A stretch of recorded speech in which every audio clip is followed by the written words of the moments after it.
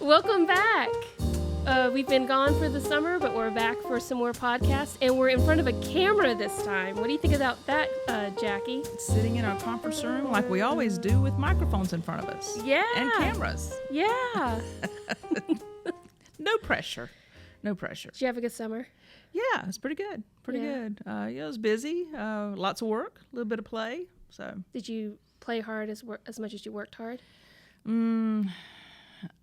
I kind of work as my hobby. So I kind of work and then I go to work for a hobby. So I kind of like what I do. Well, that's great. That's what makes you a great lawyer, right? No, it's just like, that's just always what I've done. So. Okay. All right. We do have a faithful following, but if anyone is tuning in for the first time, let's kind of reintroduce ourselves to them, okay? I'm Jackie Hauser. I am the personal injury attorney at Flexner Hauser Injury Law, and I've been practicing law since 2009. And before that, for 20 years, I was a paralegal. And so I had my midlife crisis and said, I always wanted to be a lawyer. And so I bit the bullet and went to law school.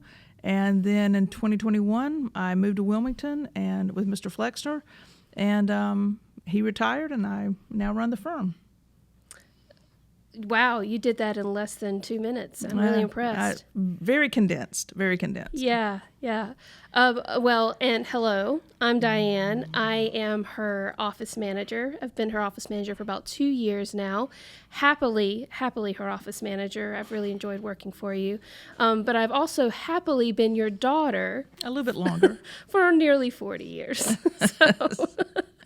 So yeah, no nepotism here, though. I had to work for my position. But so you do work hard. You really do. So. But yeah, so who better to be with you on this podcast journey, right? I know. I enjoy. We sit and have this banter all the time without microphones.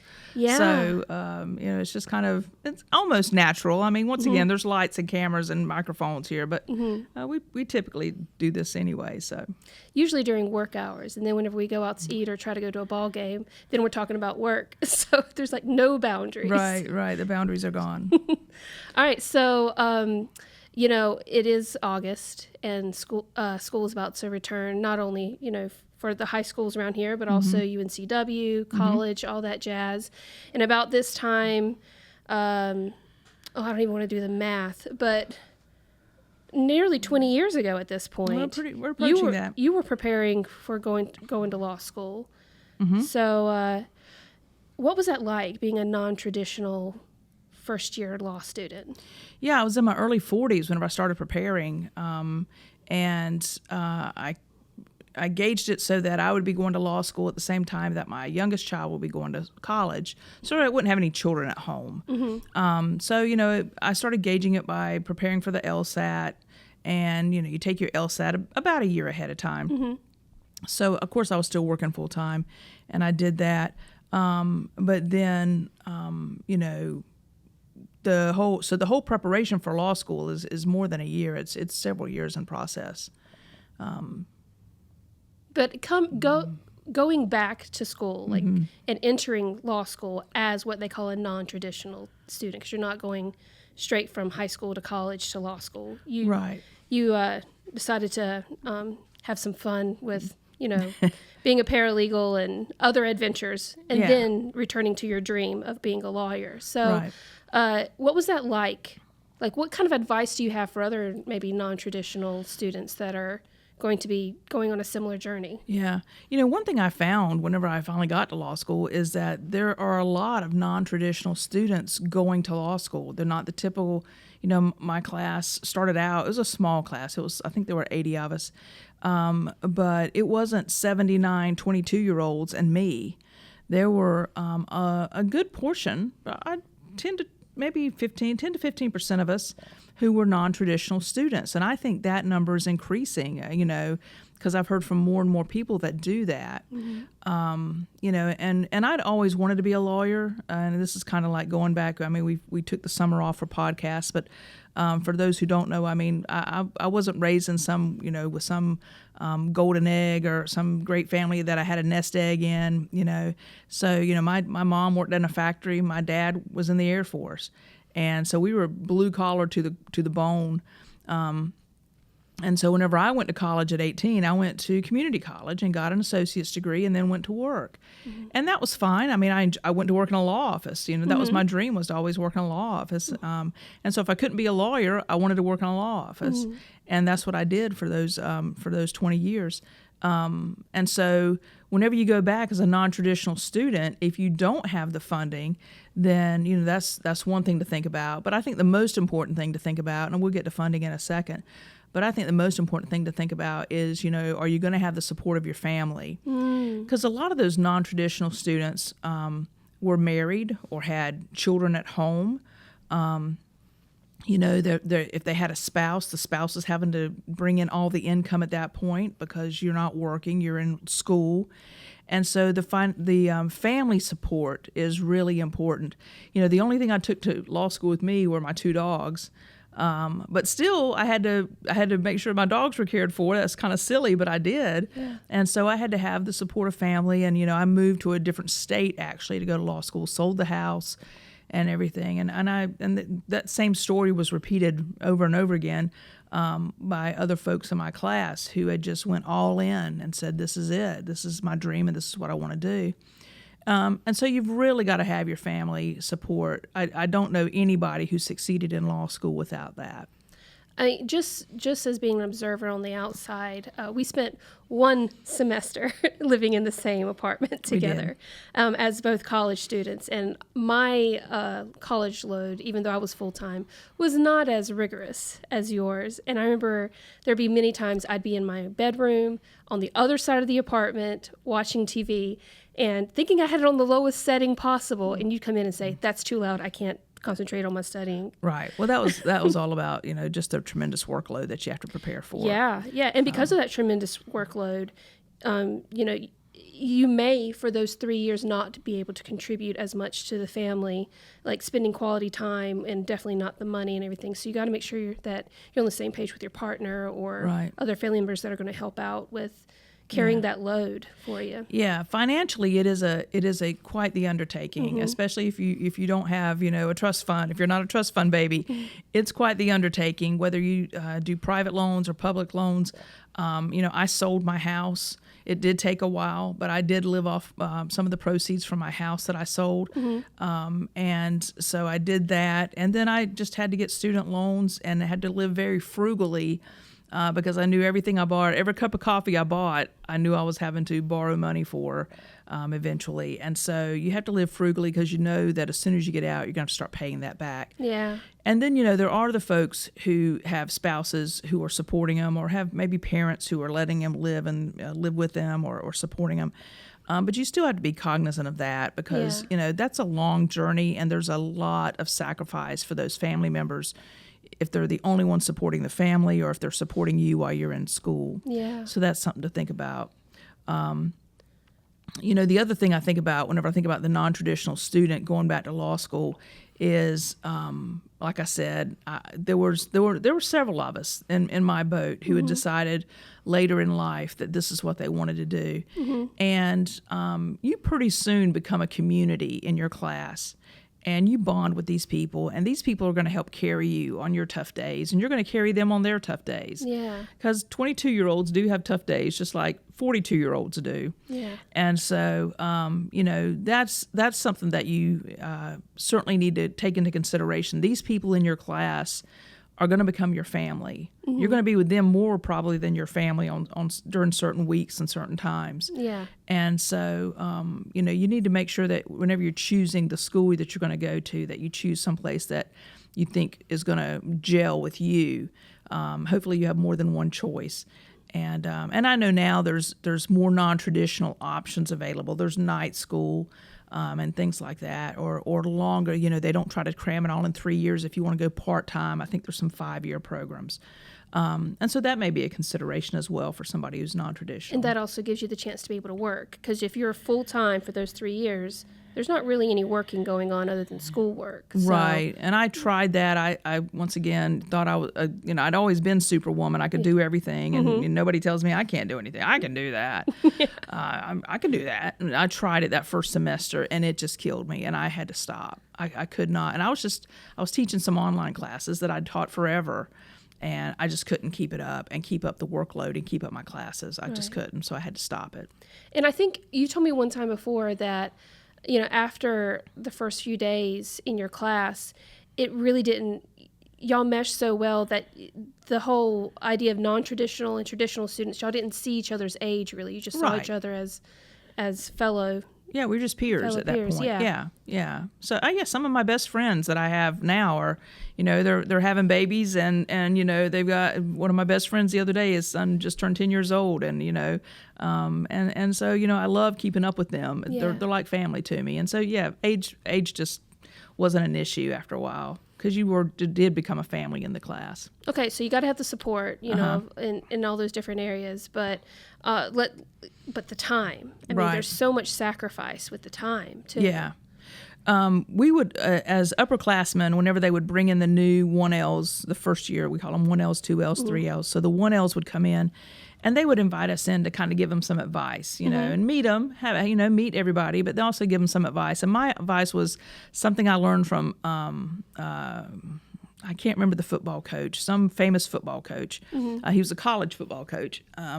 And his advice was you plan your fun.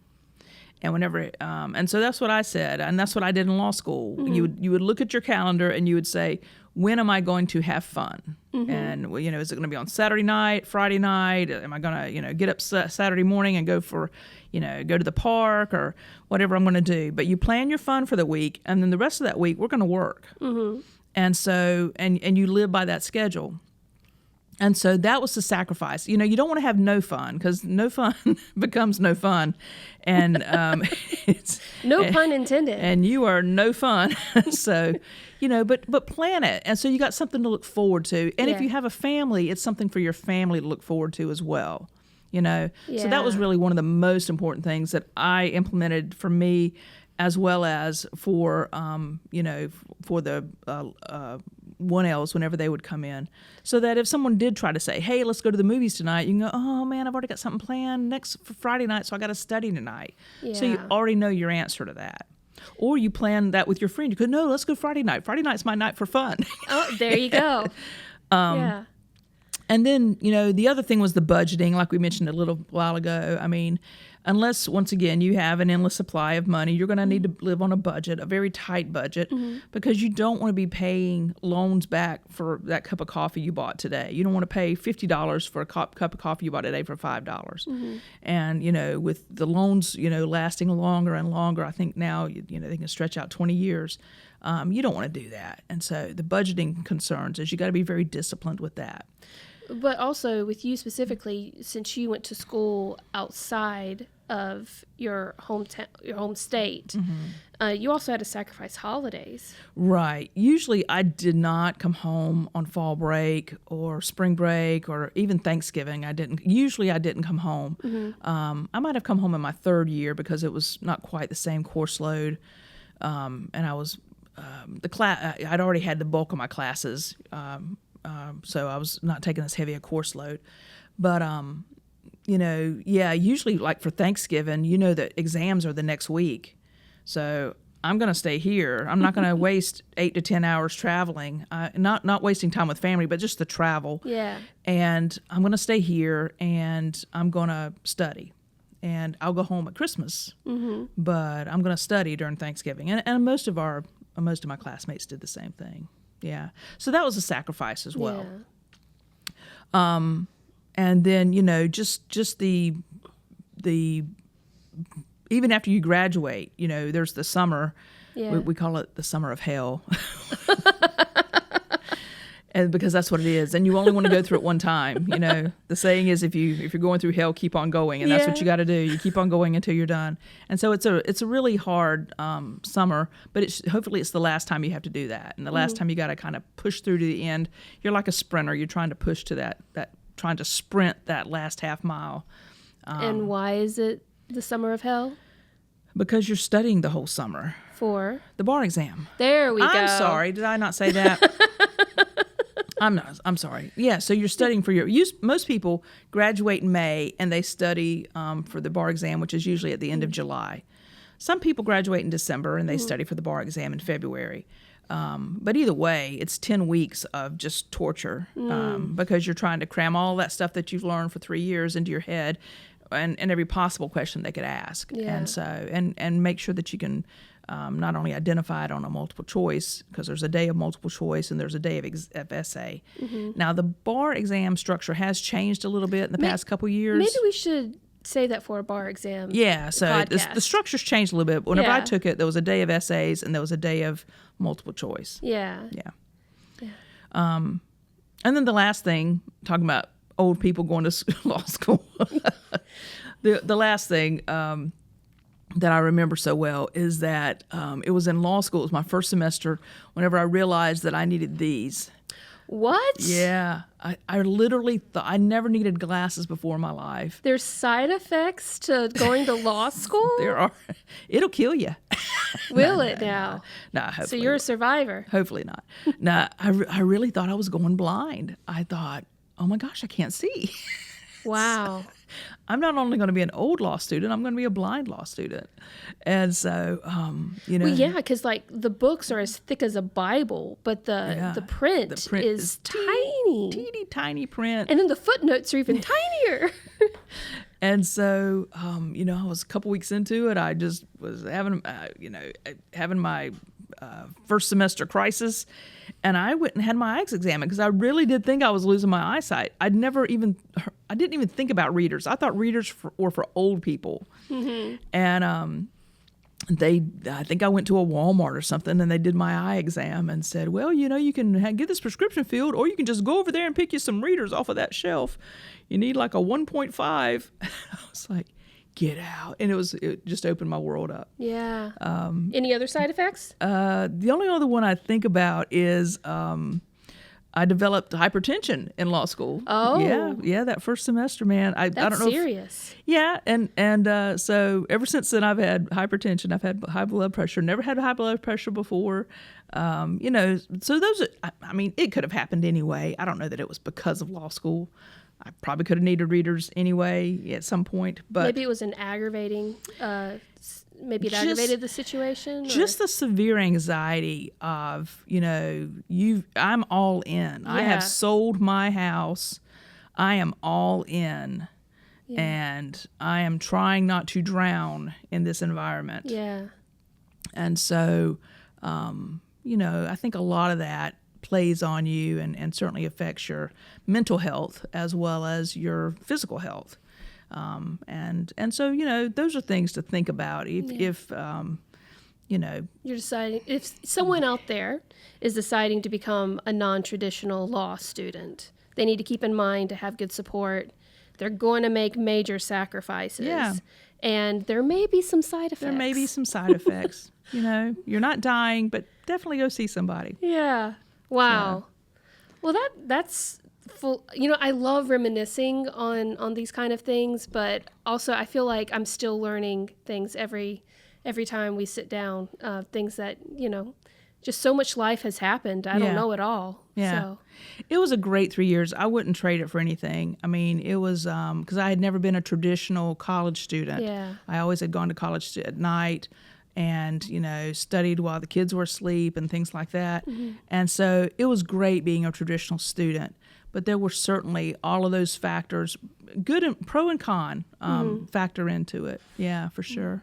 And I've had folks call me who wanted to go back to law school, and we've certainly had these conversations as well about, you know, what's the journey going to be like. And that's always fun to reminisce about it. All right. Well, that's cool. All right. Well, I'm glad we sat down and we talked about this today. Absolutely. Hopefully you took away something too. Yeah. All right. Well, thank you for joining us, and stay tuned for the next one. I'm sure we'll have another fun one coming your way soon. All right. Thank you.